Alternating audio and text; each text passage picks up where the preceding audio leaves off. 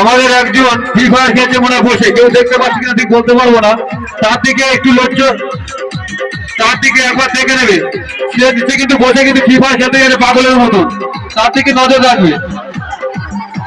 আর যে একজন ছাগল ব্যাপারী ছাগল নিয়ে ওরা যাচ্ছে, ছাগলটা ওরা কারোর যদি তাল মারতে পারে সেটাকে সাবধানে রেখে দেবে। আর এই একজন দেখতে পাচ্ছি কার্তিক তীর ধরুন খুবই ভালো লাগছে, তাকে দেখতেও ভালো লাগছে, তার সাজানোটাও ভালো হয়েছে। সবার দিকে নজর রেখে সব দিকে জাজমেন্টে বলা হচ্ছে এন্ট্রি করবে।